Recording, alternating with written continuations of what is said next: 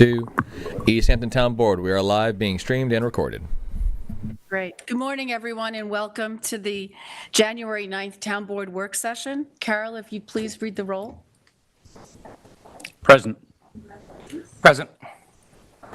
Present. Present. So please stand for the Pledge of Allegiance. Pledge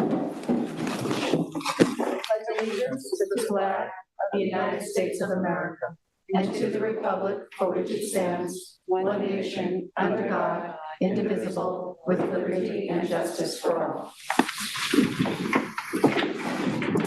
So before we start our regular program, this morning I have the privilege of offering a resolution appointing Ian Calder-Piedmont to the East Hampton Town Board. Ian has had a distinguished career serving East Hampton Town as a town planning board member since 2012, for which he was currently vice chair and liaison to the town's agricultural advisory committee. During his 12 years as a planning board member, Ian has demonstrated his ability to be fair, open-minded, well-prepared, and a strong communicator. His deep knowledge of the issues facing our town and its residents is inherent in his decision-making process to balance community needs, our fragile environment, and the challenges faced by local businesses. So I am going to read Resolution 2024-121, appoint Ian Calder-Piedmont to the Town Board to fill unexpired term. Whereas by operation of law on January 2nd, 2024, a vacancy occurred on the East Hampton Town Board, and whereas pursuant to Town Law Chapter 64-5, the East Hampton Town Board may appoint a qualified person to fill said vacancy, now therefore be it resolved that the Town Board of the Town of East Hampton hereby appoints Ian Calder-Piedmont to fill said vacancy on the Town Board until the commencement of the calendar year next succeeding the first annual election at which the vacancy may be filled, to wit, December 31st, 2024. So I'd like to invite Ian to come up and ask the clerk, Carol, if you could. Second. Oh, I'm sorry. I got ahead of myself. Second. All in favor? Aye. Okay. All right.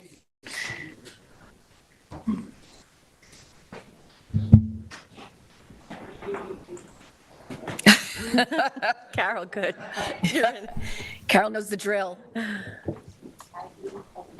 I, Ian Calder-Piedmont, Solemnly swear do solemnly swear that I will support the Constitution of the United States that I will support the Constitution of the United States and the Constitution of the State of New York, and the Constitution of the State of New York, and faithfully discharge the duties of faithfully discharge the duties of council member of the Town Board council member of the Town Board according to the best of my ability. according to the best of my ability.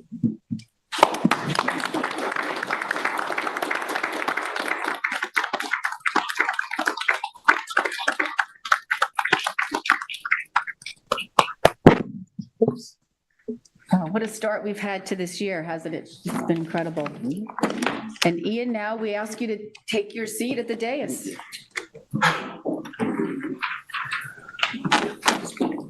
Welcome. Welcome, Ian. Thank you very much. All right, so now we're going to start the meeting. It opens up with the public portion, and then we have a number of topics to discuss. We're going to have an update on FIMP from David Lease, Cantwell Court update by Eric Shantz, West Drive and Morris Park Lane after hearing discussion. We had a public hearing last Thursday. And then we're going to just discuss the 2024 Town Board liaison assignments. So let's start with public comment. Carol, has anybody signed up to speak? Is there anyone here that would like to address the board? Jason, is there anyone on the line that would like to? We have no one on the phone lines. Okay. All right, so we'll start with our topics with the FIMP update. Thank you very much, Madam Supervisor. That'll take getting used to too. Yes, and welcome, Ian. It's going to be an absolute pleasure to work with you. I know Kathy said it for all of us. I say it to you personally. I truly look forward to working with you on the town council because I know your love and passion for the town of East Hampton and all things of East Hampton are so true in your heart. With that, I know you'll lead East Hampton in a very appropriate, fair, and balanced way. I truly look forward to it. Well, thank you, David, and thank you, everybody, for the opportunity. It's an honor to serve East Hampton, and I'm really looking forward to work. Thank you. Thank you very much. So While Ian might have been on the board here for all about 65 seconds, this Fire Island, the Montauk Point project has been out there for about 65 years.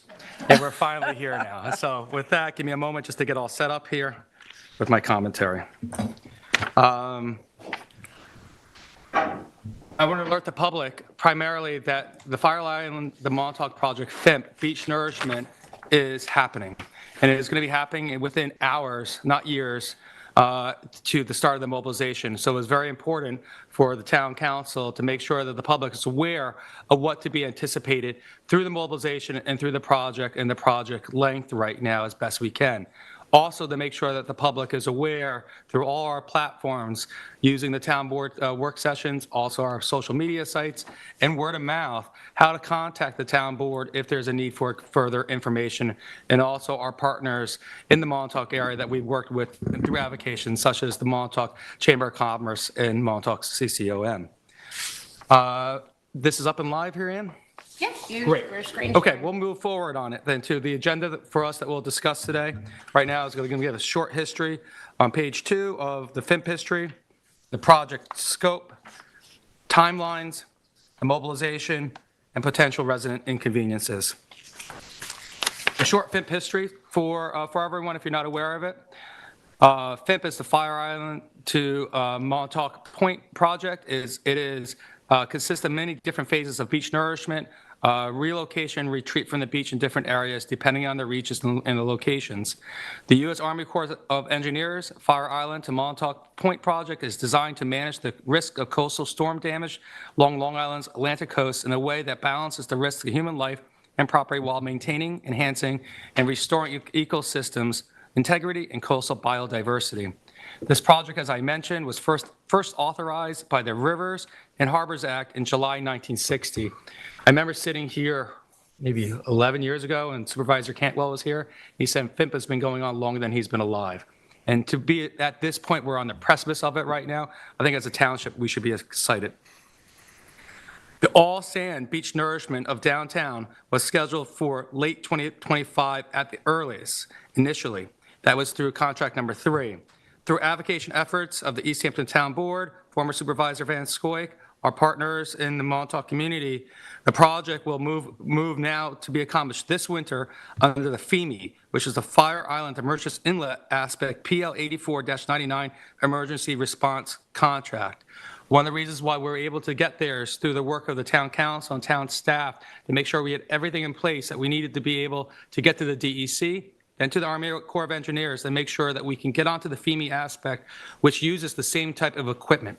And that was very important. And the timing was tight, and the town has accomplished that. The 100% U.S. Army Corps of Engineers funded project is a temporary solution to sea level rise and beach erosion. It's not the magic wand, but it is a layer that we have to address now, and we can continue on looking into our CARP, our coastal resiliency, and working with Kate Rogers and the rest of all of our town committees about how we look at long-term beach resiliency and ocean and sea level resiliency. Great Lakes Dredge and Dry Dock is the chosen contractor for the FEME project. They're working in currently right now in Fire Island. They'll move out to East Hampton very shortly with their equipment. The current project price of the Montauk project right now is $11,252,000 approximately right now, as it was contracted and bidded out. I have great. I'm very confident that Great Lakes Dredge and Dock is the correct company to use. They've actually did the project over in Sagaponack about 10 or 12 years ago. They work all around the world right now. They're a very professional company to get one of the largest projects the town of East Hampton has had on its shores completed. Thank you. Next. We'll go into the project scope. Again, the picture here, this is from Fire Island, but it does show what an actual beach nourishment project might look like. But again, notice behind that there's no buildings or structures. So that's going to get a little bit to the inconveniences that we might talk upon later. Next, the project details. This is a U.S. Army Corps of Engineers project, sponsored project. The township is the local partner along with the state DEC.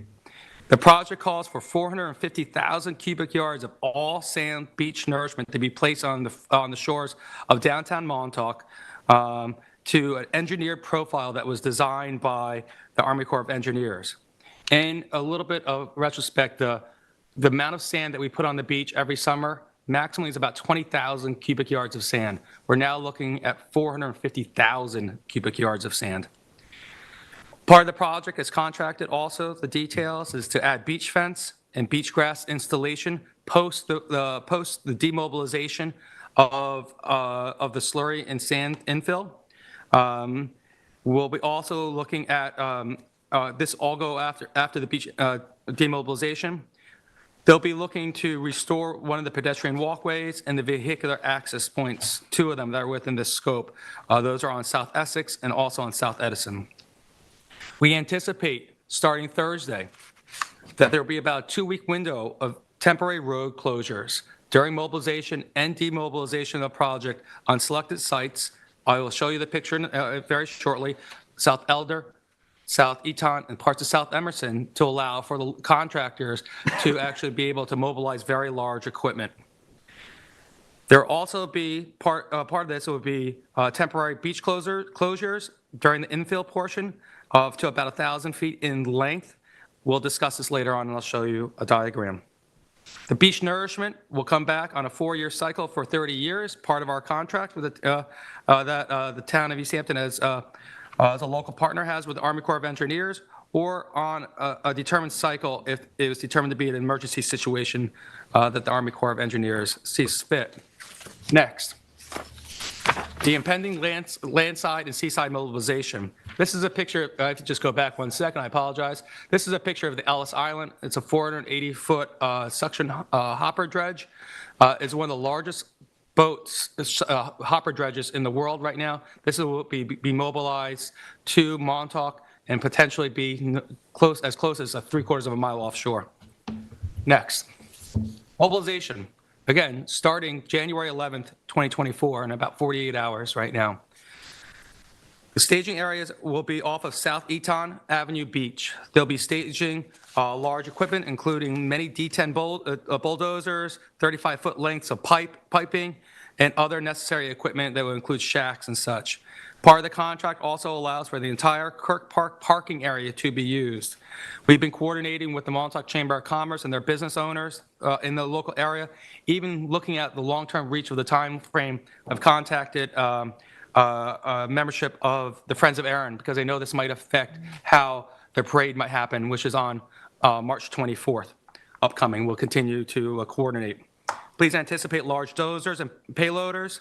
You'll see in the bottom picture is what's called a crab.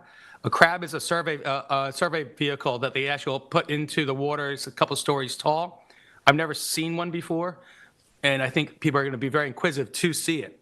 All this will be mobilized within hopefully about 2 weeks, and at the same time, we will then allow traffic to flow through, and then upon demobilization, we will give appropriate notice to the residents of potential road closures for demobilization also. Arrival of the suction hopper dredge, Ellis Island, is still to be determined. This is tied to the Fire Island work schedule project, which is all currently weather dependent, but the contractor, Great Lakes Dredge and Dock, wants to have everything landside here because to them, as a contractor right now, time is money. The only way they get paid is if that boat is putting sand on the beach. So once they get here, they'll have the land mobilization ready.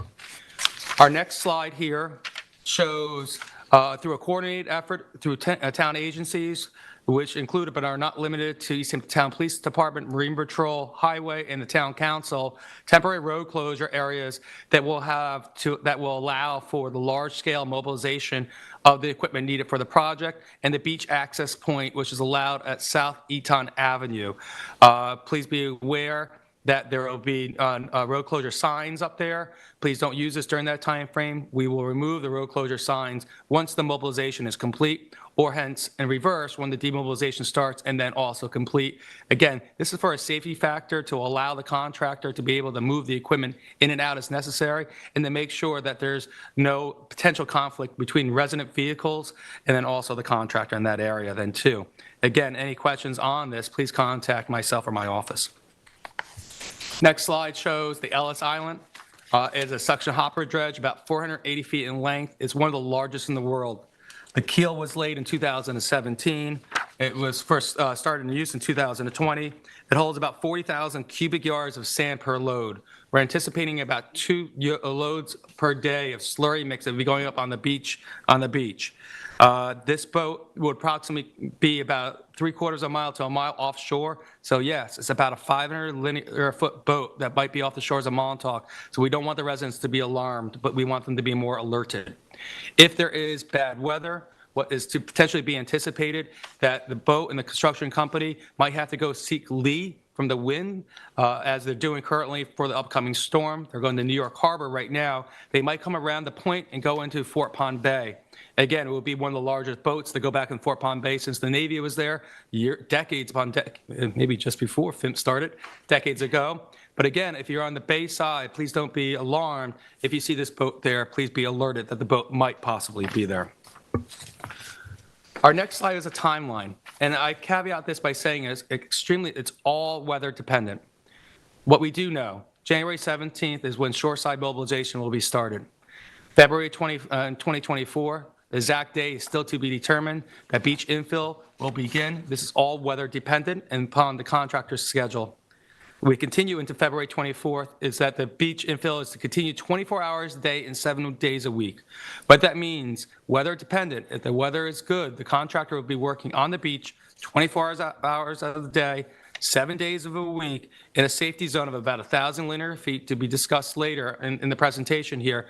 They will have lighting, and that lighting will face the ocean so the contractors can work. So again, that is one of the potential inconveniences that'll be upcoming. Following through, March, April 2024, continued beach infill if needed. This project could be complete in approximately 6 to 8 weeks, but it's all weather dependent. They will do short demobilization, potentially in this time frame, God bless you. Then the beach fencing and beach grass will be starting to be installed. The contract date for completion is May 1st, 2024. But they have to be off the beach by May 1st of 2024 due to nesting shorebird seasons and protections. Next slide. This goes into the potential resident inconveniences. First one, as discussed, is the temporary road closures, again, for approximately 2 weeks during mobilization, demobilization on the streets that have been mentioned. Second, yes, there will be temporary beach closures. There will be a 1,000-foot safety zone that will be set during and around the active construction area. What happens is that there will be a main line feed that will be coming off the shore about 3/4 of a mile out to the water with floating pipe, where the Ellis Island would hook up and then push their slurry in. That main line feed is still to be determined, but might be in the area of South Emerson. That main line feed then will take the elbow and they will feed the slurry mix starting onto the eastern side of the project, which is about in front of Lowenstein Court. They will work there, head from east to west. Once they pass the main line, they'll flip the elbow up and they'll then start working westerly towards the project completion area, which is the scope of that area. It's going to be about in front of about Kirk Park, typically where the lifeguard stand is in that location. During this time frame, and in this location specifically, there will be no pedestrian access from the east or west to the beach or from the dune overpasses, which means also from private properties. We are currently working with the Chamber of Commerce. We have a meeting. We've had a meeting. We have another meeting with our membership tomorrow to alert the individuals of these inconveniences. The 1,000-foot safety zone will move as the project progresses from east to west and will be noticed by, have security by the contractor. The construction protocol, the construction infill is all weather dependent. The construction will occur, as I mentioned, 24 hours a day, 7 days a week. The contractor will be using light towers at night, and they will be facing the ocean. And yes, and I don't know if you watched Gold Rush. I watch Gold Rush on Friday nights. You know, What's Gold Rush? Gold Rush is Parker. Yeah, they move dirt. You know, looking for gold. Looking for gold. But the amount of equipment they use up there, maybe is 1 or 2 D10 dozers. They'll probably have about a half a dozen of them on the beach at a time, which means there is going to be a noise. And the noise, excuse me for that, I try, that's my Friday night. Noise will be emanating from the construction process of the construction site. Next slide, please, Ann, if you don't mind. This is a draft schematic for discussion only. It's not to scale. It was provided to us by Great Lakes Dredge and Dry Dock, Kim Shaw and the Natural Resources Department, her staff, and overlaid Montauk into the area above it. But pretty much what it shows is what a 1,000-foot area will be, in which there'll be safety fence, construction, and the elements of the project. Now, you can still use the beach outside the 1,000 area, but it is a safety area that no one's allowed to go into if you're not authorized by the contractor there. So again, this information will also be placed on the website, the town's website, which I'll get to next, and also at all the overpasses, which will be closed off, fenced off, and we'll have signage there, and also signage will be like this will be provided to information to the Chamber of Commerce members and the shoreside property owners. Lastly, contacts. This is a U.S. Army Corps of Engineers project. The contact is located here. If you have any questions about that, for the town of East Hampton, the contact would be myself. I look forward to hearing and trying to answer any of the questions that you have as best I can. If not, I will go through the channels of the Army Corps of Engineers and DC to try to get the ones the questions answered for you. You can also reach out to the Environmental Protection Director, Kim Shaw, who's been a project lead on this too. Lastly, for additional information and updates, please use the town's website. We have just in the search bar, type in FIMP. We'll have the project design, an FAQ on there for you, more information. Also, please sign up for the town's Alert Me Now, where we'll be pushing out information through the supervisor and the town board's public information office right now to make sure we make as much contact as possible and as many touches as possible with the general public. Sign up for the town's Facebook pages, the town's Instagram pages, where we'll be updating regularly about the status of this project moving forward on there then too.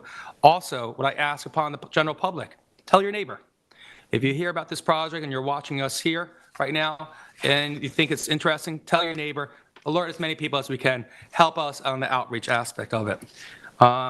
Last page is just questions of the board or anyone. That is what we have at upcoming. Well, thank you, David. This is incredibly thorough, and I'm sure the community is grateful for your spelling it out like this. Does anyone have questions? David, I just want to mention it's super thorough and so timely for getting this moved up. So much appreciation for that. But just when you mentioned the 1,000-foot work zone, that my understanding is that's going to be a moving target. So folks will see that. That's correct. Moving around. It will move. It's a moving target from east to west. Timing on it's all still to be determined when it will move, but you're exactly correct, Kate. It will move as the project moves on and gets completed in certain benchmark aspects of the project then too. Mm-hmm. We discussed this last night at the Montauk CAC. Tom's quite aware of it as a former member of the Montauk CAC and a member of the Montauk Hamlet. And yes, the project's here. It is a large mobilization. We look forward to doing it. What we're trying to produce from the town right now is a resident outreach and safety template that can be used as this project comes back during the 4-year cycle of renourishments. Again, this is Army Corps of Engineers project that the town of East Hampton is coordinating with, and I'm thankful to have all the departments and department heads and the staff that are as knowledgeable of this project now in coordination. But please, if there's any request for information, please contact my office. I look forward to talking to you. And just one more thing, you also mentioned that we were reaching out to the Montauk Fire Department. That's correct, to give yes. them We'll get info. in touch with the Montauk Fire Department by the end of the day, just to make sure that they're aware of what the upcoming project is, correct. That came out of some of the coordination projects. Great. I would just say, as a Montauk resident, this is obviously a critical project to the hamlet's well-being. So I thank you for all the work you've put into this. Having operated businesses on the other side of the town, I just want to also advise residents that when there are dredging projects, there's often quite a smell that occurs. So don't be surprised with that if that does occur with this project too. Okay. All right. Does anybody else have any other comments, thoughts? All right, so we can move on. The next topic we have is the Cantwell Court update, and we welcome Eric Shantz from. Hello. Eric Chance, Director of Housing. This is a relatively brief update, but basically we're just looking to update you on the progress that we've done and the next steps for Cantwell Court, which previously we've been calling 395 Panago Road. The town board has agreed to name the roadway, the cul-de-sac that provides access for the subdivision, Cantwell Court. So I believe from henceforth we'll be referring to the new development under that name. So, Eric, if you don't mind, because as much as this is known in the public, and if you don't mind, Madam Supervisor, the town council has decided to dedicate this housing project in the name of the former supervisor, Larry Cantwell, who was integral to targeting this property initially, and then also an extreme advocate of affordable housing in the town of East Hampton. I believe was initialized the first housing project in the town of East Hampton when he was a council member, decades ago then too. So it was appropriate of the town board to respectfully honor his accomplishments in the town of East Hampton, because again, he set the town on a path forward. And again, this is just a little bit part of his legacy also. totally makes sense. So I'll move through, again, this is relatively brief, but we want to just, as we move along, keep the town board updated on everything. It's certainly not as beautiful to look at as David's his presentation. You're a tough act to follow, but I'll try. So if we can just move to the next slide. So just to give you a reminder, project overview, that's a picture of the subdivision. It's 16 new single-family residential lots. They range in size from roughly a quarter acre to a little over a third of an acre. There's a total of almost 6 acres of protected open space, forever protected. Again, and you can see on this illustration of the subdivision, there's a large portion of the property, 5 acres in total, that was purchased with CPF funds. The remainder of the property was purchased with general funds. There are also, well, really one reserve area, but it's, two, just because it's separated by the access road there at the front to provide an over 100-foot buffer along Montauk Highway. This is going to be available to moderate income families as that's defined in the town code, which basically means families that make no more than 130% of the area median income. And also the future homeowners will be selected from the town's existing housing list. This is part of the town's home ownership program that my office, the Office of Housing and Community Development, manages. That being said, really the model here is the town retains the underlying land, and then the individual or family becomes the homeowner, owns the home, purchases the home.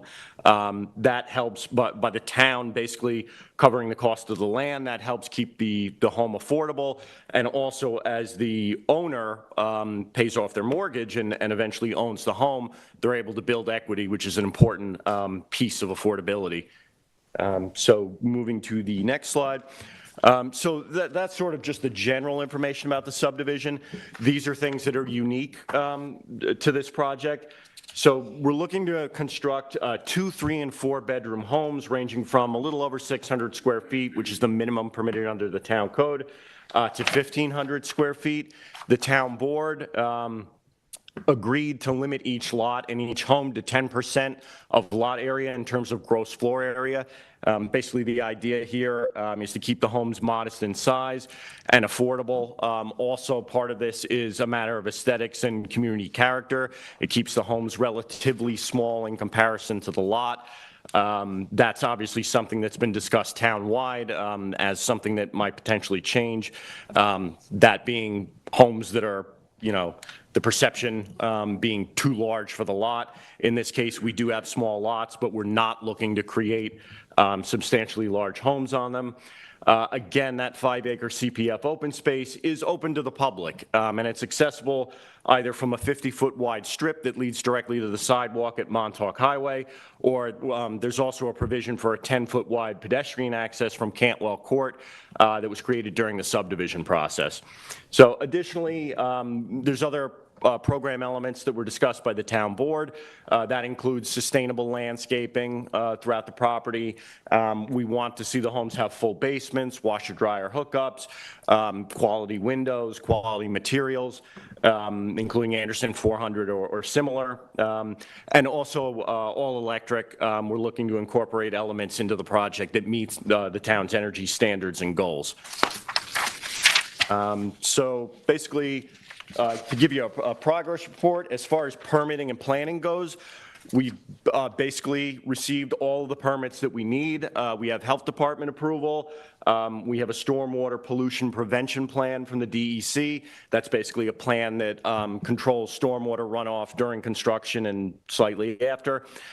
We have approval from the New York State Department of Transportation, the DOT, for the Montauk Highway curb cut alterations that need to be done for access, and final subdivision approval was granted by the East Hampton Town Planning Board. Thank you, Ian.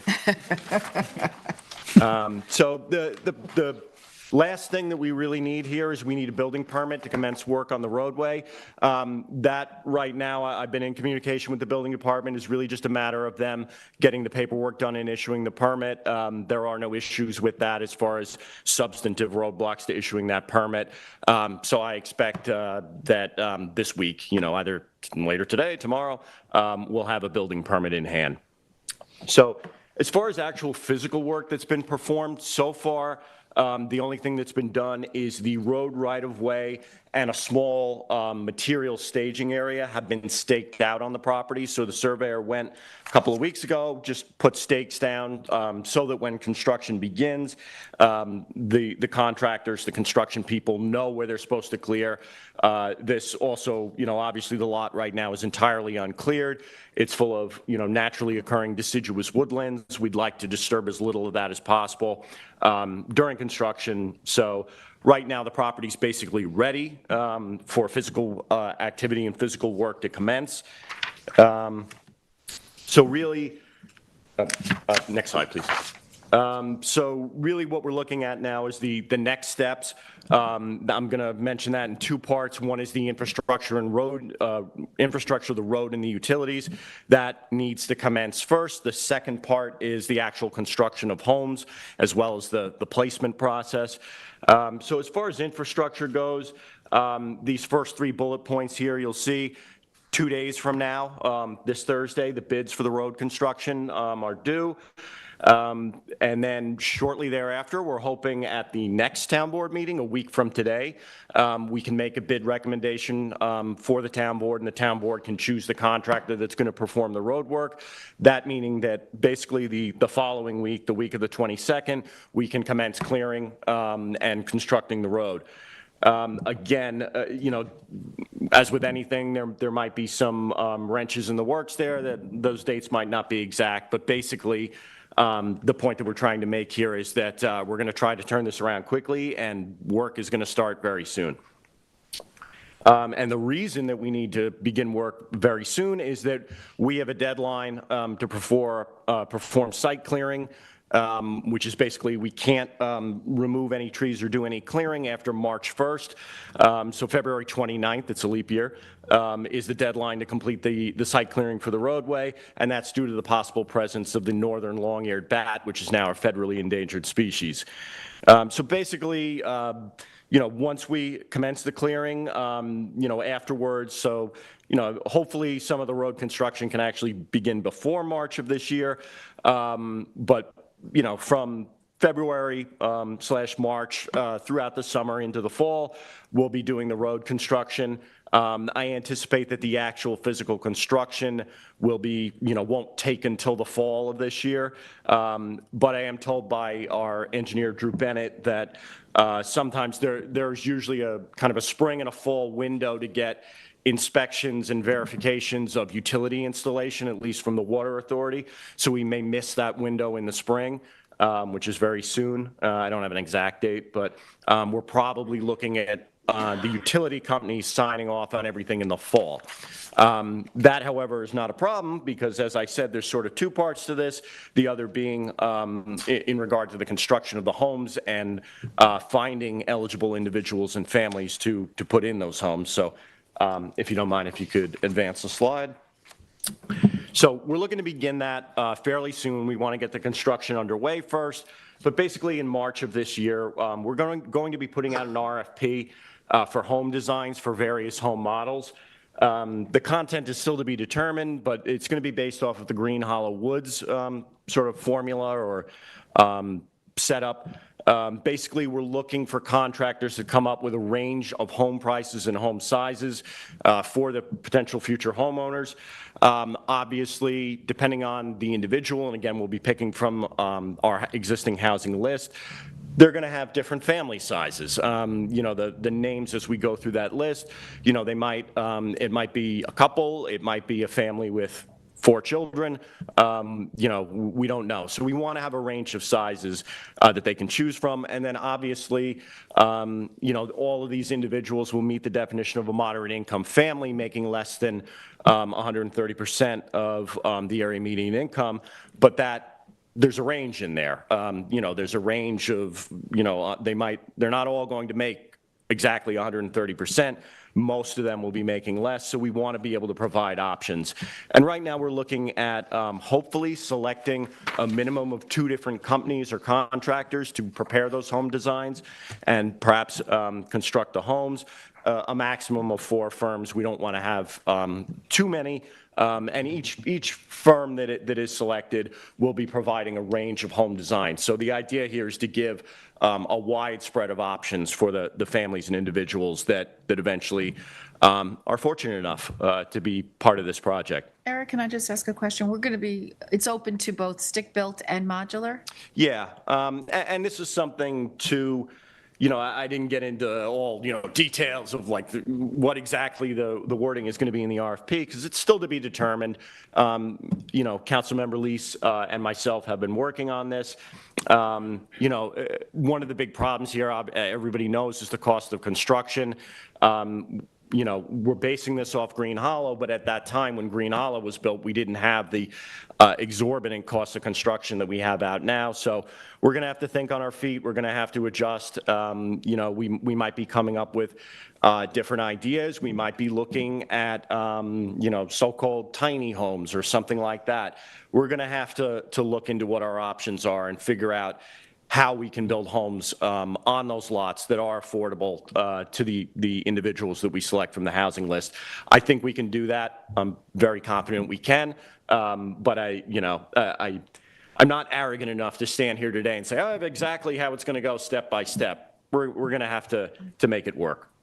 So anyway, during the summer, spring, summer, we will be going through the existing housing list, which, as a reminder, was determined by lottery about 7 years ago. We still have, when we opened that list, I think we had 330, something like that, names on it.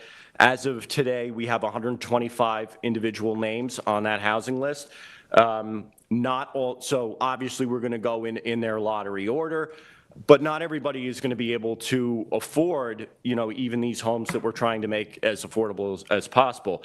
Again, like I said, we've been discussing starting off with the bare minimum size home that is permitted under the town code, which is 600 square feet. A 2-bedroom home, this is meant to be for families. We discussed 1 bedroom, but we really want these to be for families. So we're starting off with, you know, a 600 square foot 2-bedroom home. That still might not be affordable to some people. That's on us to come up with an option that is. But basically, you know, and we've done this with every other placement and every other housing, you know, project that the town has undertaken, the last one being Manor House, where we need to call that individual in, we being the Office of Housing and Community Development, and make sure that they're financially viable as a potential home buyer, homeowner. And really what that comes down to is whether or not they can get a mortgage. I mean, that's really the basic, you know, reading between the lines of what financially viable means. Will a bank give them a mortgage? Can they afford it? Because we don't want a situation, you know, as much as people that might be in that situation need a home and need assistance, we don't want to be in a situation where everybody in the development is, you know, defaulting and not being able to pay their mortgage. It creates a whole host of other issues. So, and then basically the next step is after we have home designs, we know what is going to be built, we know who's going in there, then we'll begin the work, and a lot of this involves coordinating with those individuals that are going to be the homeowners to choose contractors, choose a home model, and begin development on those individual lots. I don't foresee us being at that point, being able to do that until probably the earliest being the fall of this year. And again, we might not have a sign off on the utility installation until the fall of this year anyway, so we'll be doing all this work while we're finalizing the actual physical construction that is, again, soon to commence on the property. So basically, what all that boils down to are these are really kind of the 5 important things for the public to know. The bids for the roadwork contract are due in 2 days. So basically, that is going to begin soon. And we're looking right now. Again, we're not totally settled on all the details, but the plan is to have an RFP put out for home designs. Again, obviously, that'll be brought back to the town board to release that. It'll be a request for different construction firms to come up with designs. That is probably going to occur within a few months. We'll be working, so this is sort of a limited number of members of the public, but if you are on that housing list, you can check in with my office, and we can tell you individually where you are on the list. We don't spread that around to everybody, but we will be contacting them, and so people will be chosen, and we'll be getting phone calls, and we'll be working with them. I guess the 2 most important things here, though, if anybody wants more information on this, we do currently have, and there's a link there, a web page. My department has its own subpage of the town web page that has information about this development. We've been working on it last week. We're working on it this week. I think within a few days, we're going to have a heavily updated page that has a lot of this information, as well as a lot of other information.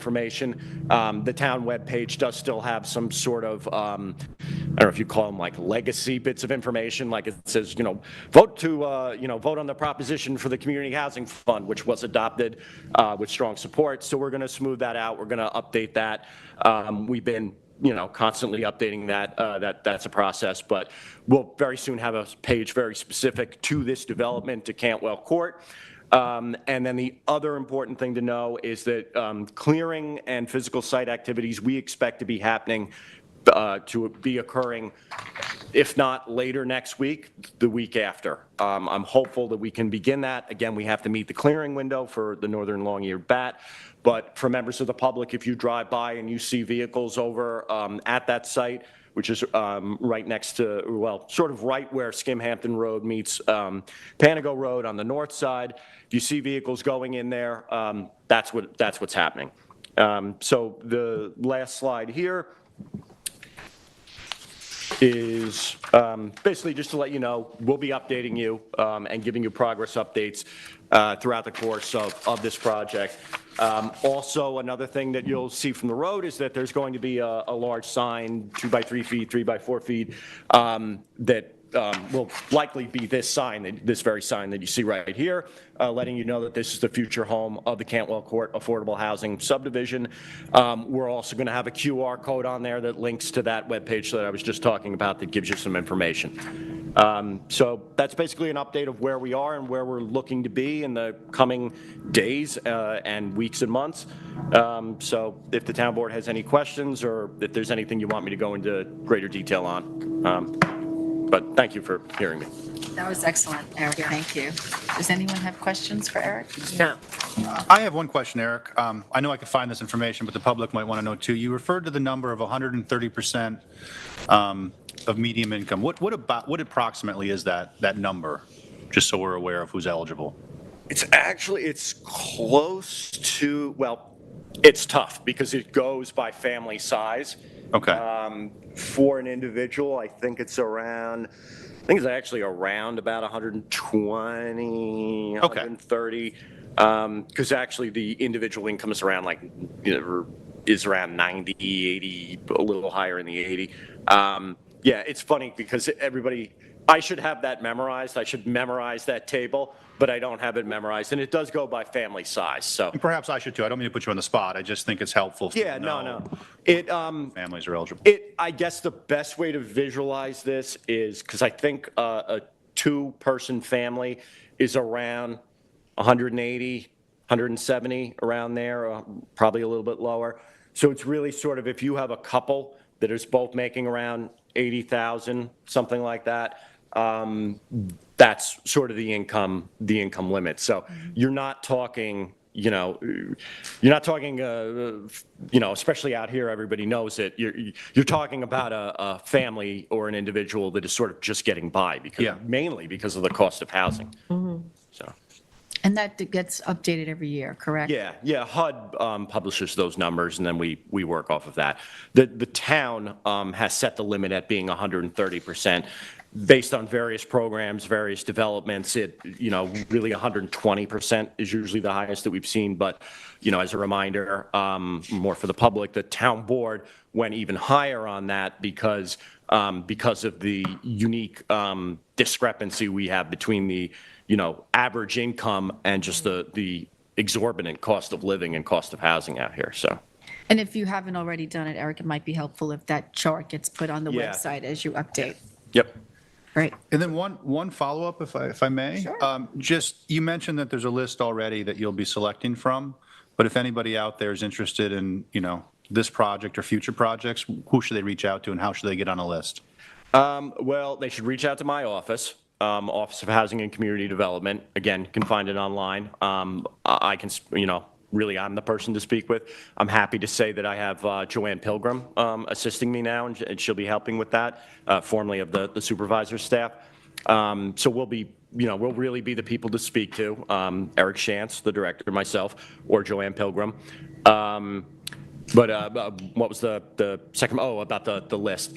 That is something actually that I plan to bring back in front of you, the town board, pretty soon, as far as coming up with, for our home ownership program, an administrative plan that lays out all of the processes of, among other things, when the list will be reopened. What we've done historically is, as each development has come along, we've opened an application process, done a lottery to get everybody in order, made a list, worked from that list, and then pushed that, basically got rid of that list. We, in past projects, haven't had as many, respondents as we had when we started the current list in 2017, which was for the Manor House project. So it was sort of one of those things where, like with Green Hollow, you'd open it, there were 32 lots in there, you'd get a list of 60 names, so it wasn't, this huge line of people. Obviously, the situation right now, we have way more demand than we have supply. So if we were following that past model, we would reopen the list again. I don't really believe that's fair. We have, certainly more than enough names to fill the 16 lots that are going to be part of this project right now. So I think it's, I don't think it's really very prudent or appropriate to say to somebody, you've been waiting for 7 years and you're still in this situation, but we threw the list out. So unless this town board, and it's a discussion to have, wants to reopen the list, then what we're going to be operating off of is our existing 2017 list. But I think that's a conversation that needs to be had with more detail about what all the detail, there's more details to the home ownership program than that. Just when you come to a name, if they're not financially viable, if their credit is currently bad, do you throw them off the list? Do you skip them for a year? There's many individual procedural and policy questions that need to be asked and discussed.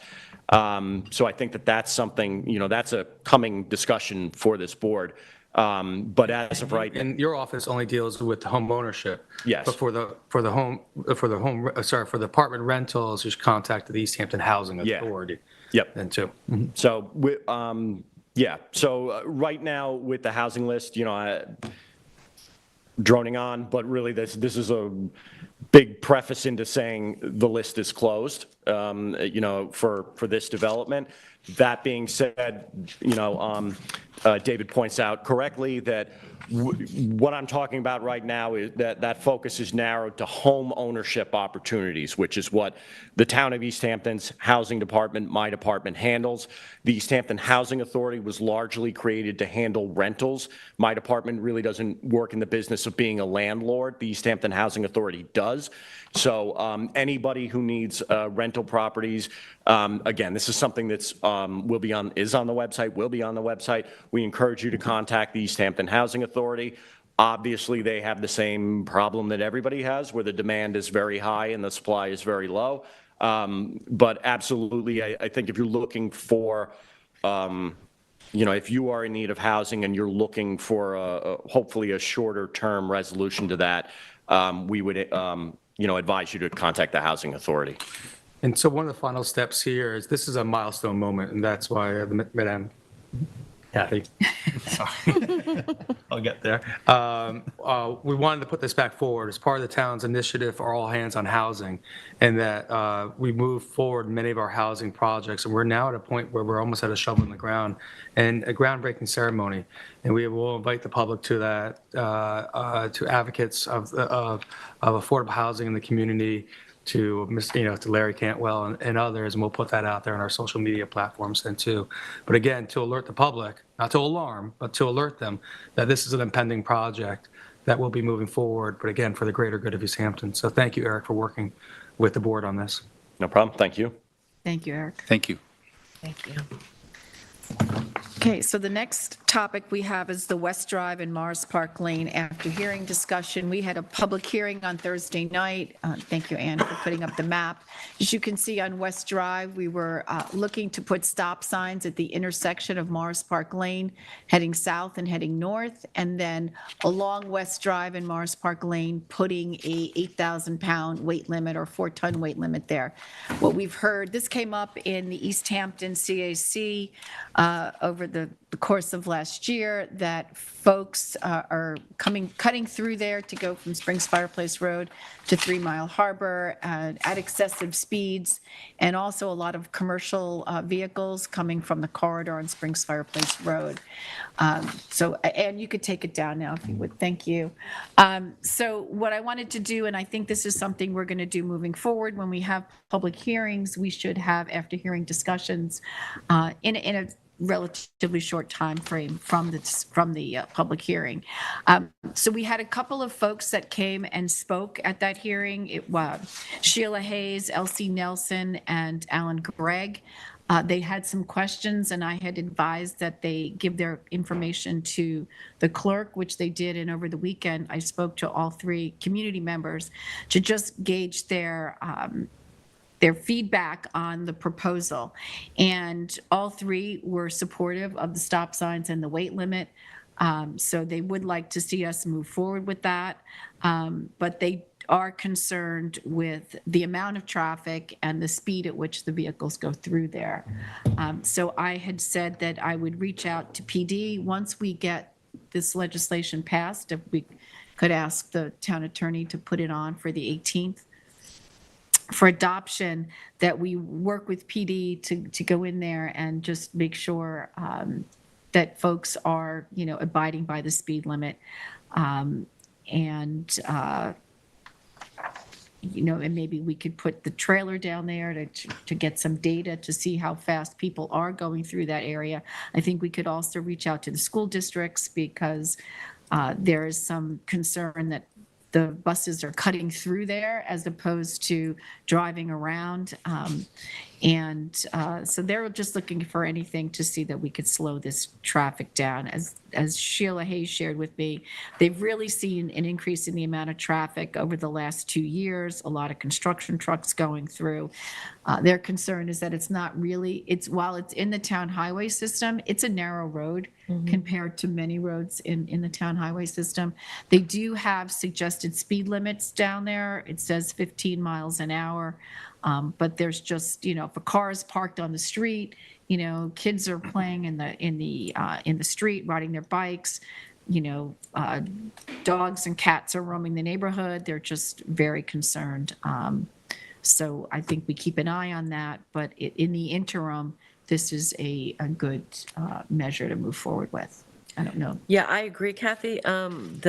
The thing about these two streets is the traffic that they're seeing is another impact of the failing intersection between 3 Mile Road and Springs Fireplace Road, where that merge happens that we're looking at, that we had just recently had a presentation on, and for solutions for that. And I totally agree that we should do all we can. And I think limiting the tonnage allowed is a start. And I was wondering, does that include buses, or are they lighter than that? No, 8,000 pounds is pretty much like a Ford Expedition. Okay, so they would Yeah. be prohibited then Yeah, I mean, under this rule almost anything from- of a box unless truck or they're anything. Yeah. picking up kids. Yeah. Correct. Okay, so yeah, I support that as well as the stop signs. Great. So I also support it. Again, what you're seeing, so I know this area intimately as it used to be on my bus route, bus 27. One of those buses. I lived on Floyd Street for a while, and I knew a lot of the families that lived in the area, still live in the area. The development is smaller lots, very narrow right away, might be only a 66-foot right away. Individuals park in the right of way historically, and again, the connectivity of that area is only amplified over the last couple of years. So again, these are measures that I think are fair and appropriate on there, and that hopefully will give a little bit of relief to the residents and the safety factor then. So I support as written and moving forward. Yeah. And I should just add, so one of the questions was, could we make that a dead end? Because apparently, up until the late 90s, West Drive was like a dirt road. When the development came through and homes got built, they opened up between Morris Park Lane and West Drive, and they would have liked to have seen Morris Park Lane go back to a dead end, but that would require now, to make it a cul-de-sac, you'd have to have, the turning radius would have to accommodate a fire truck, and, we just don't have that kind of real estate down there.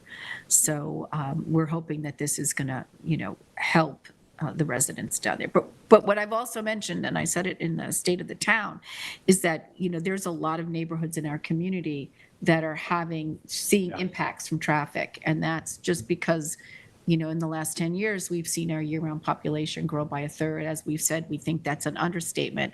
And, people are using Waves, the apps, and trying to find cut-throughs in order to keep moving. And it's affected our neighborhoods.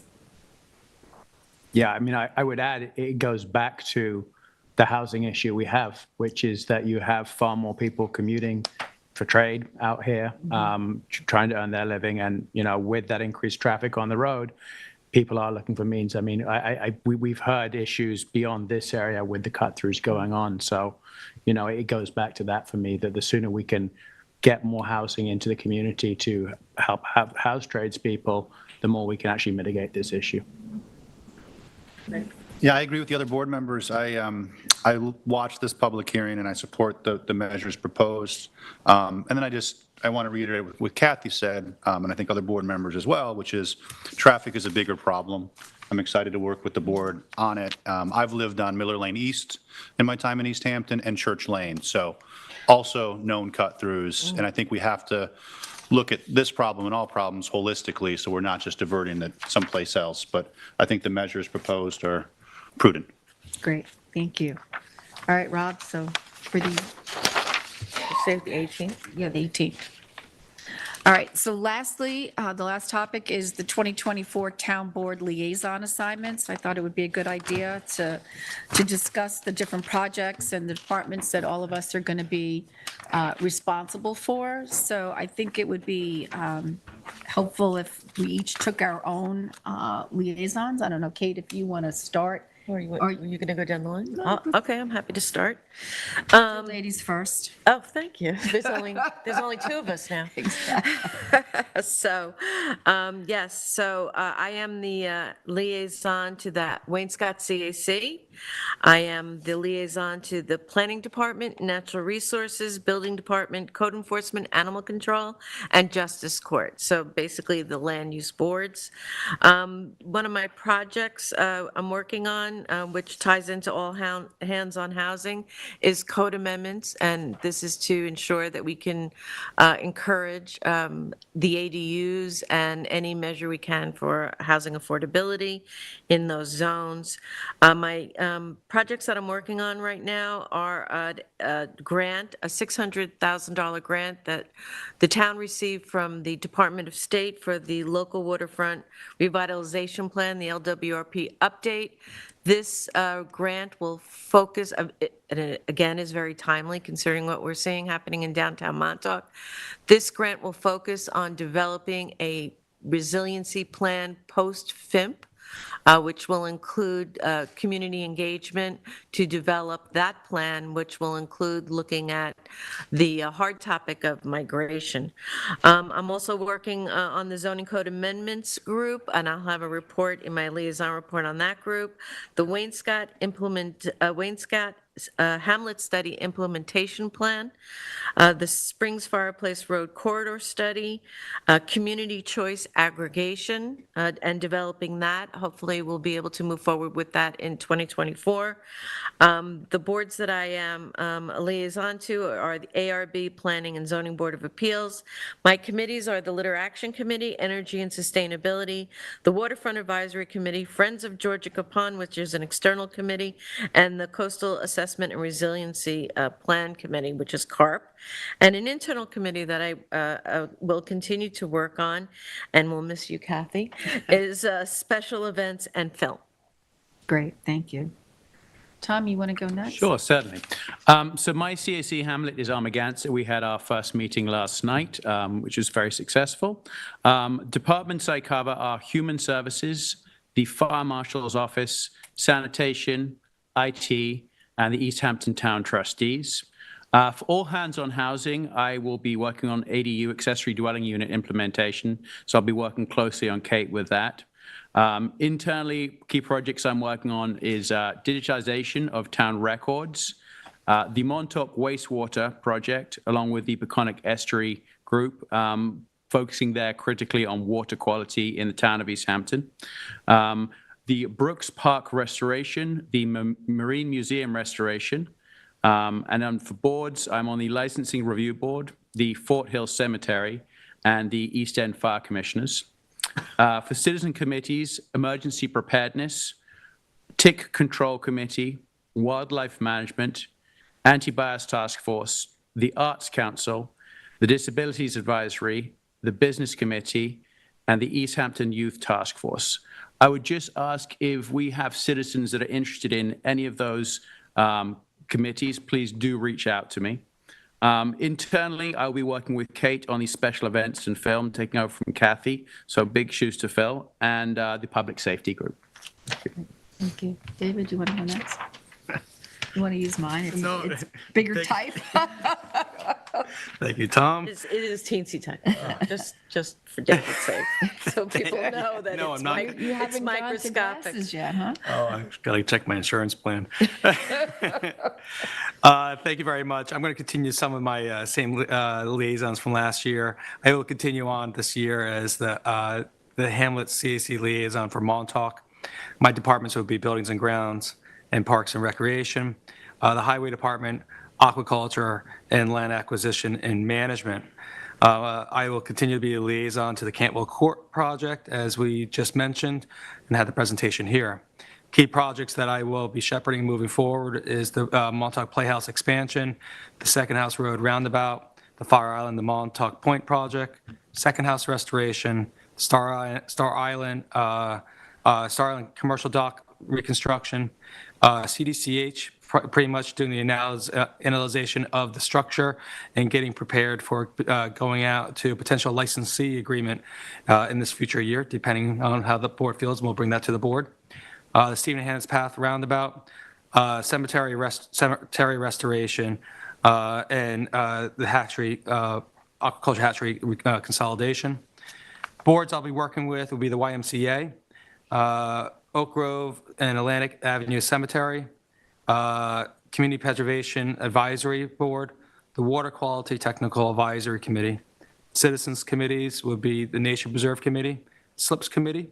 SLIPS is pretty much a committee that assists us with giving us recommendations for our harbors and docks. The Fisheries Advisory Committee. Internal committees I'll be working with will be the Beach Advisory Committee and the East Hampton Village Volunteer Ocean Rescue.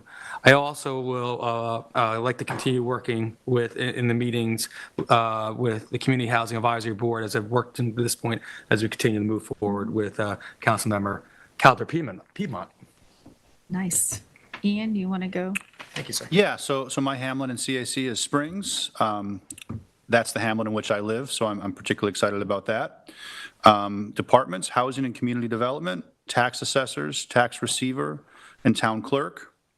I'm also going to be the liaison to the housing department. I know it's all hands on deck, so we'll all be working on that front. Key projects are also in Springs: Maidstone Playground, Pussy's Pond Culvert, Springs Library, and Parsons Blacksmith Shop. I actually, in a previous life, worked for a blacksmith, so to have that iron in the fire is particularly exciting. But I'm Might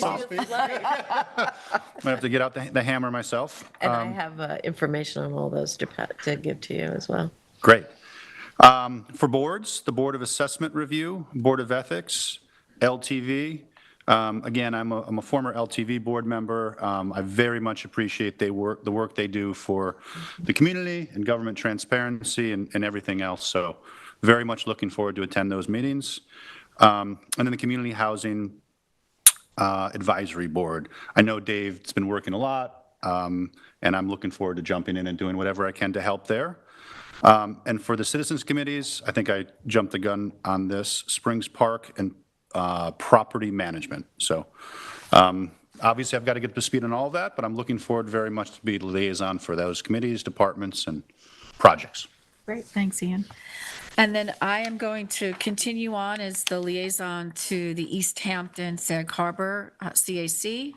The departments that I will be working with closely is the town attorney's office, the town PD and Marine Patrol, emergency services, finance and human resources, public information, villages, East Hampton Village, Sag Harbor Village, and the East Hampton Town Airport.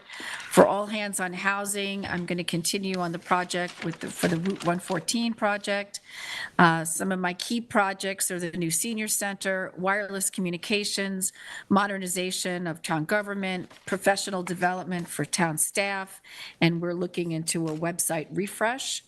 I'm going to continue on as the liaison to the East Hampton Housing Authority, citizen committees. I'm going to take on the Agricultural Advisory Committee, the Police Reform Committee, which we need to reformulate, and I don't believe they met last year. So, and that's a committee that'll meet quarterly. Internal committees is public safety. We meet during the season, we're meeting every week. And then in the off season, it's every other week. And then direct report to either myself or to the town administrator would be the safety officer, Ed Michaels, capital projects manager, James Pincott, and emergency services, which is our preparedness coordinator, which is Bruce Bates. So that is, unless anybody has anything else that we need to move around, we can send this out now to all of our departments so that everybody knows, what everybody's working on. So, all right, so now we've gotten through our topics for today, and we can turn to liaison reports. So Tom, if you want to start. Yep, absolutely. The first resolution is 2024-111. Nope, liaison I apologize, liaison reports, my apologies. So last night we met the Amagansett CAC and we gave a overview of the current lighting plan that is going to be put in by LKM. I was just demonstrating the spacing required. There was also discussion as to sideway lighting that went on as well. Additionally, we looked at the property adjacent to the East Hampton Town parking lot that was purchased with CPF funds. There was discussion around that. Human Services, I have met with Dan Patricio. We are currently reviewing the different areas under her review. Fire Marshal, I still have to meet. Sanitation, I'm set up a meeting with Steve Lynch on the 19th. IT has been where I've spent a lot of my time working with Heath, just understanding the different needs of the town. Trustees I met with last week to discuss upcoming projects for them. The area of primary concern we're looking at with them is the Napeague Harbor inlets and the possibility of opening that east inlet. So working with that will tie into the Beconic Estuary Group as well. ADU implementation, I'm meeting with Eric Shantz later this week to discuss that. Digitization, again, that goes back to Heath. I also had a meeting with Rich Siri of Siri Groups this week to understand where the town is with different departments, and I am setting up meetings with different department heads to understand where they are with regards to digitization since Siri Group actually came in to do that. Montauk Wastewater, I have not moved forward on at this point. Beconic Estuary, I'm reaching out to this week. Brooks Park Restoration, I will tie into the Arts Council. I've reached out to them. We're setting up a meeting for next week for that. Museum Restoration, I will be setting up meetings for next week as well. License Review Board, I have not met with that group yet. North Fort Hill Cemetery. The East End Fire Commissioners, I reached out to Jack Amtage. I will be attending those meetings going forward at the end of the month. Emergency preparedness, we had a kickoff meeting with Kathy, myself, Mike Sarlo, Bruce Bates, and Becky Hansen this week to discuss how we'll be moving forward with that. There's a secondary meeting with Mike, Lieutenant Toya, and Bruce tomorrow morning. Tick Control Committee, I've reached out to individuals across the town looking to join that committee. Wildlife Management, I will be emailing the different parties this week. Anti-Bias Task Force, we will be looking to have our first Zoom meeting this Friday. I have sent invites out for that. Arts Council, will be meeting via Zoom next week. The Disability Advisory, Dan Patricio will be emailing out a Zoom link for that first meeting for next week as well. The Business Committee, I'll be contacting members. I am looking for additional members to join into that committee, and I will be emailing individuals for that as well. East Hampton Youth Task Force, I emailed Adam Fine this week. We will be having our first meeting either at the end of this month or the first week of February. Great, thanks, Don. My liaison reports, the Montauk CAC met last night. The committee elected a new chair, Diane Hausman, and a recording secretary, Marcia Waterman. We discussed the Adopt a Road programs for the town of East Hampton. The CAC is going to actually adopt a road as an organization, as a collective group of members. And then we just pretty much discussed FIMP. Going forward, they were very happy to see it coming, and specifically about the information outreach that we're trying to do also. The Community Housing and Advisory Board met last week. They're continuing working on the design of the application. They're going to be meeting again, and it might only take a meeting or two more before we're able to go out to an RFA. The Water Quality Technical Advisory Committee, RFA number 1, calendar year 2024, is open for water quality projects. Please contact Melissa Winslow in the Natural Resources Department for further information on that. And lastly, I have a resolution on here, and this is for the turkey trot disbursement for 2023. Remember from last year that we changed the way that we collected the information. We did it all over the internet, and also we increased the fees this year up to $20.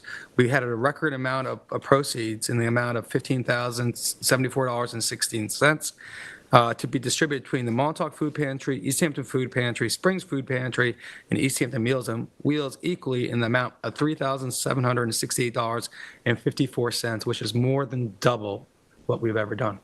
So modernizing that into a very astounding and beneficial way. And that's all I have in my liaison report. Thanks, David. Kate? Yes, thank you, Kathy. First, I had my first meeting and a very warm welcome from the Wayne Scott CAC on Saturday morning. I gave updates to them on the application for the Wayne Scott Commercial Center in terms of where the application stood, but not on content, obviously. And the Maidstone Gun Club, the Airport Secra, again, a proposed timeline for that process, and a South Fork Wind update, and generally, we had a very good conversation about the issues in Waynescott that are key to the folks there. They spoke about the grant that they received for an outside organization that's not related to them, the Heritage Project, to do some surveillance surveying for the beginning of looking at historic districts there. There are a lot of historic structures in Waynescott, and I'm glad to see that moving forward. And also an update on moving forward with the Waynescott implementation study rollout. It was a great meeting and very well attended, and again, I thank them very much for their warm welcome. The zoning code amendment groups, good news is the purposes of zoning, on which we had a public hearing on a while ago, we received a letter of non-jurisdiction from the Suffolk County Planning Commission, which means moving forward with the appropriate SEQA process, we can get those up for a resolution before this board, hopefully for adoption in the near future. We are really focusing on in terms of incompatible development, and that means development that's incompatible to our comprehensive plan. We're looking at basements right now and the impact that unregulated basements, for example, right now, we don't even have a code definition for basements, let alone any kind of regulation. So now what we're seeing trending in building is contrary to the maximum house size limits that exist in our dimensional table. For example, if a maximum house size on 1 acre is 5,600 square feet, what we're seeing in reality and advertised and priced is houses that are up to 11, 12,000 square foot. So we're taking a hard look at that in terms of regulating basements. They are not currently included in GFA calculations. There's no regulations on depth, so we're actually seeing multi-layer lower levels going down, and they can be built outside of the existing foundation. So you can see a basketball court outside of a foundation. And I think when we get into the details on that, some folks may ask why that matters. And we'll be very clear and have the compelling reasons why that is important for unregulated or incompatible development. We also took a look at the height of accessory structures. Right now, a pool house, which is 200 square feet, but it can be 32 feet high. And the same for garages, accessory structures. Of course, we're right from the get-go, we'll be looking at the appropriate wording for exemptions for ADUs and for affordable housing. We don't want to impact any affordable housing on any of the zoning code amendments we're doing, except in the positive. Again, we also, the Litter Action Committee met yesterday, and I'd like to thank David for attending and really enlightening us and working with us on their goal to invigorate and expand the existing Adopt a Road program that's managed through our Highway Department. And I thank the Highway Department members for, and Kelly, the Secretary Kelly, for all the work that she did organizing information for us. Really, really, really helpful. We're looking to expand that program. As you can see at the Montauk CAC last night, they signed on. And I invite anyone who wishes to sign on to Adopt a Road. Now that'll be a boundaried section of any of the town roads. And I believe now we can include the county roads, David? Correct. And a sign will be put up announcing that your organization or you or your neighborhood or whatever group has committed to doing 8 cleanups a year on that property. Will be just, the Highway Department is going to give you some help with a few pokers and vests for safety. The cleanups will be, we hope the we hope also to include all of these Adopt a Highway groups in the larger No Fling Spring 2024 version of the Litter Action Committee's townwide actions. And again, I believe, and I hope I say this right, that right now we have 28 roads in town that folks have adopted portions of it for cleanups out of 1,000 roads. So we're looking for more community involvement, and please invite anyone to reach out to my office, reach out to me at 631-324-2620 if you're at all interested in having a road adopted and a sign put up for you. And then the committee went through their proposals, and they'll be coming to a work session to laying out their engagement and outreach for 2024 No Fling Spring and moving forward. That's what I got. Thanks, Kate. You I just got here, so nothing to report yet, been but here an hour and 20 minutes, what? You haven't met with any committee? no, but I do look forward to getting to know everybody. And if anybody's listening who, I'm a liaison for, please reach out and I'll have more to report next time. Beautiful, thank you. All right, so I just wanted to touch base on the new proposed senior center. We held a public hearing on the Monroe balancing test last Thursday. We heard from 8 members of the community and closed the hearing. The town board is planning to deliberate on the comments made at the hearing at the January 16th work session. At that same work session, we're going to hear from Matt Jedlicka from McLean. He'll review the project's updated environmental assessment. And at the January 23rd work session, the architects Carol Ross Barney and Renette Riley will present the status of the design as well as the background on it. And this is for the benefit of the community and our 2 new board members.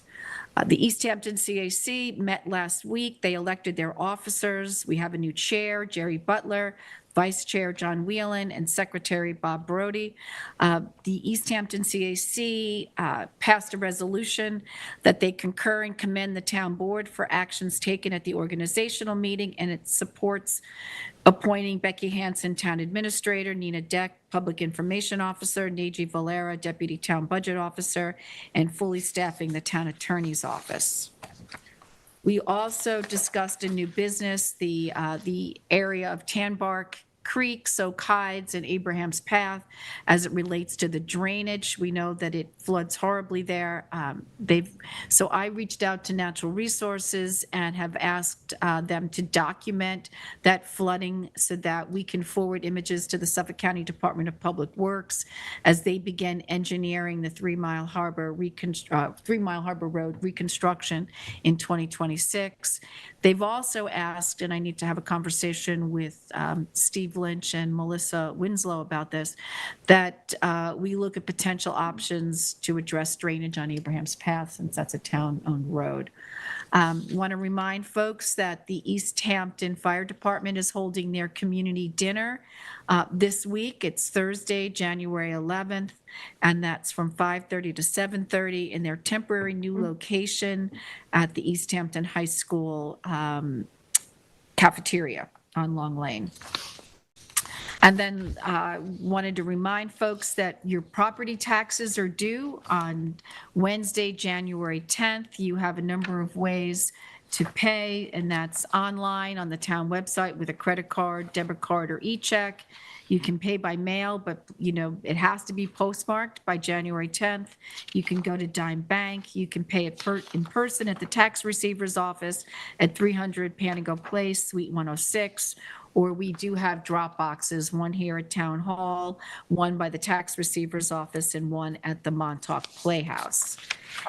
And then I just wanted to give a storm update. As Tom mentioned, we're working very closely with Bruce Bates, our emergency preparedness coordinator, Steve Lynch, our highway superintendent, and Chief Michael Sarlo. Bruce shared an update this morning. Rain will approach our area late this afternoon. Bands of heavier rain will pass through in the overnight and into the early morning hours, with rainfall amounts of 1 to 2 inches possible. Winds will begin to pick up later this afternoon and will be strongest in the overnight and through most of the day on Wednesday. The winds will be out of the southeast, meaning that we can expect impact to the ocean beaches. It is likely that there will be street flooding from the rainfall in low-lying areas, and temperatures will remain well above freezing throughout this event. Human Services are right now, we're reaching out to folks on our special needs emergency contact list.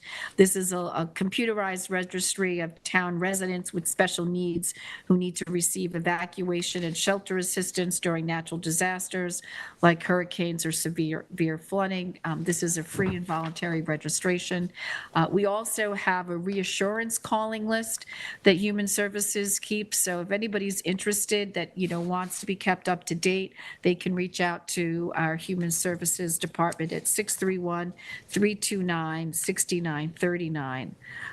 I did, though, get a text during the meeting from Becky Hansen, our town administrator, and apparently the county executive, Ed Romaine, issued a state of the emergency for the county.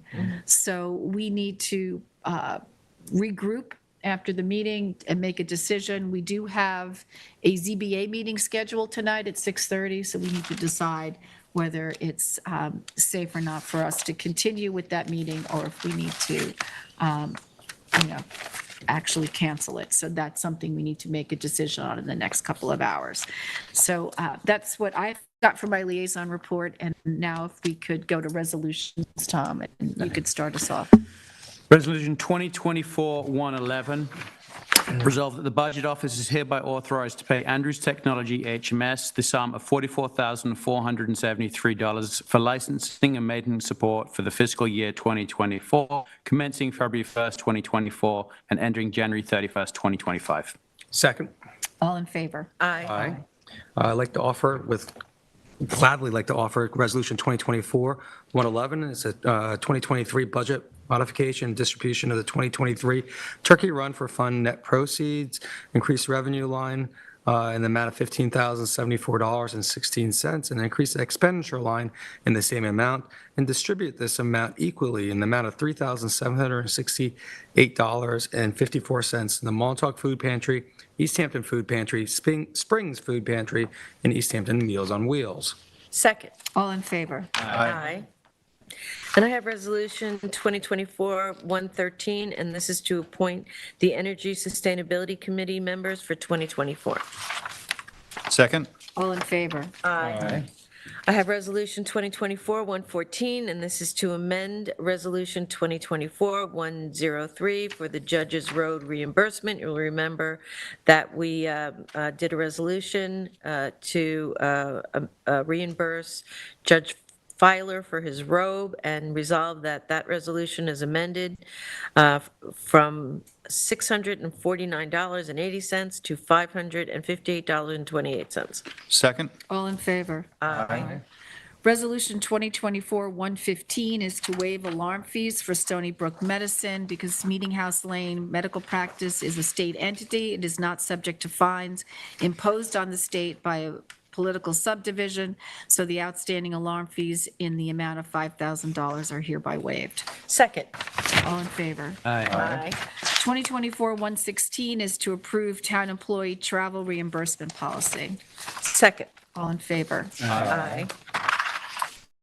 2024-117 is to appoint anti-bias task force members for the year 2024. Second. All in favor? Aye.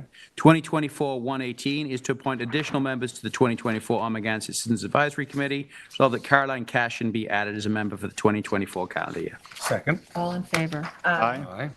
Resolution 2024-119 is to approve a 40-hour work week for Justice Court Clerks and Justice Court Clerks Spanish speaking, and resolve the employees listed will be scheduled for a 40-hour work week retroactive to January 1st, 2024, with no change in budget account or hourly rates. Second? All in favor? Aye.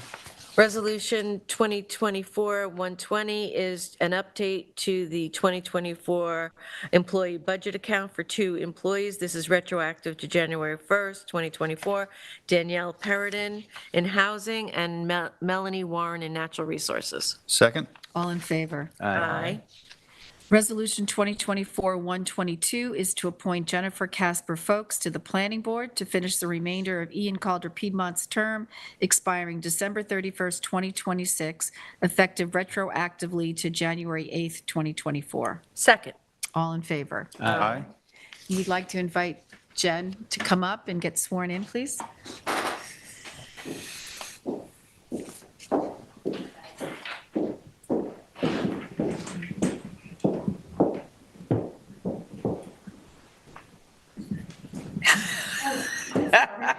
Carol, you're very good at This is a new rule. Not the only one. All right, so- Carol, you're good at that.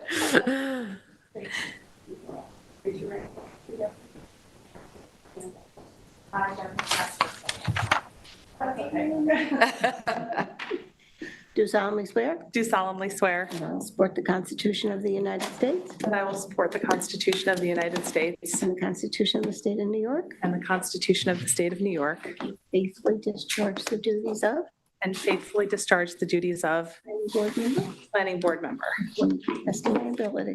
according to the best of my ability. Thank you. Thank you so much. I need to sign the book. Thank you. And lastly, I have Resolution 2024-123, and that's to appoint Sharon McCobb as Vice Chair of the Planning Board for 2024, effective January 8th, 2024. Second. All in favor? Aye. All right, so that's resolutions. And now, is there anything else folks want to bring up? I do not. Okay, I'll make a motion to go into executive section for contracts, personnel, advice of counsel, real estate, and contracts. Second. all in favor? Aye. Aye. I'm sorry? Contracts. Yeah, Advice of counsel. personnel and real estate. Great. So what would be a good time? 1:30? Does that work for everybody? Take an hour break? Yeah. Great. All right, thank you, everybody. And again, welcome, Ian. We now have a full board. We're ready to hit the ground running. Well, thank you all so much. It was a pleasure to be here. I'm looking forward to the year ahead. You ever started the 5 years together?